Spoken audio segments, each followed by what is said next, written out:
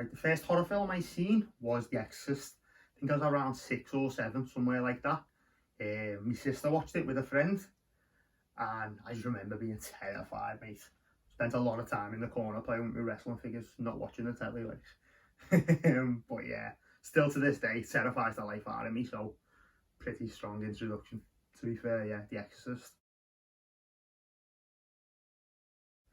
My favourite decade? It's got to be the 80s, hasn't it? To be fair, like, yeah, I think the 80s is a lot of fun. I think before that, if it wasn't good, then it was boring because not much was happening. But the 80s just went silly, man. The effects are unbelievable. So even the garbage in the 80s, it's either going to be funny or there's a decent effect. Like, there's usually something you can put your hat on. Whereas, yeah, the 70s didn't really have that, to be fair. So yeah, I think most people are going to say the 80s, but yeah, 80s. My favourite director is Tobe Hooper. Aside from Texas Chainsaw being an absolute masterpiece, like, yeah, man, he's got such a strong filmography. Like, Salem's Lot's a great film. Eating Alive's a lot of fun, man. Robert Englund's character in that's disgusting as well. Proper horrible.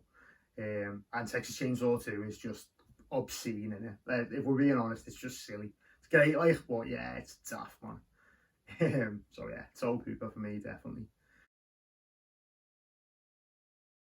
Think about 5-10 years ago, I would have said Go, but as you get older, you want a bit more, don't you, to be honest? So yeah, suspense. A nice mix of both is perfect, obviously, but if you're picking one, yeah, it's got to be suspense for me now, to be honest.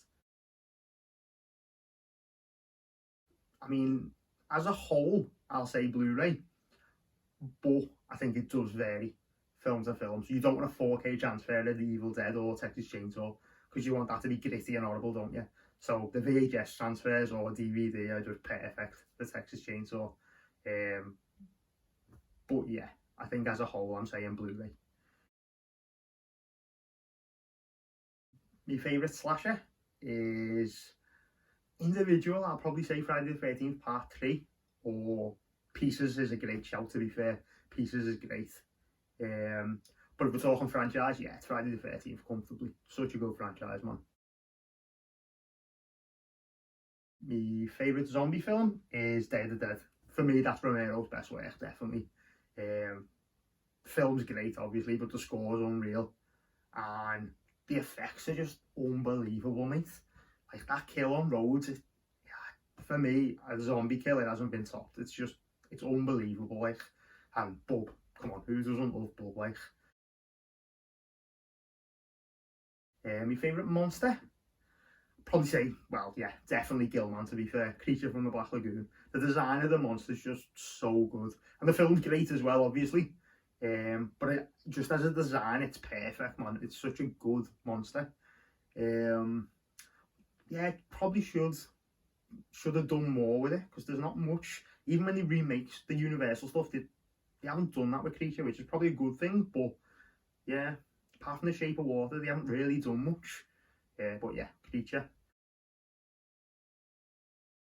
My favourite artist is Gary Pullen, to be fair. Yeah, it's Gary Pullen. Jason Edmondson's another great one in here. I think anyone who's working with Mondo, Waxwork or Arrow, they're pretty much smashing it, aren't they, to be fair. And yeah, there's a traditional tattooer called Dan Gain in Canada, and as far as traditional tattooing goes, he's doing a lot of horror stuff, and it's unbelievable, mate. So yeah, check that out. He's great, like. So he's a favourite in the tattoo world, definitely.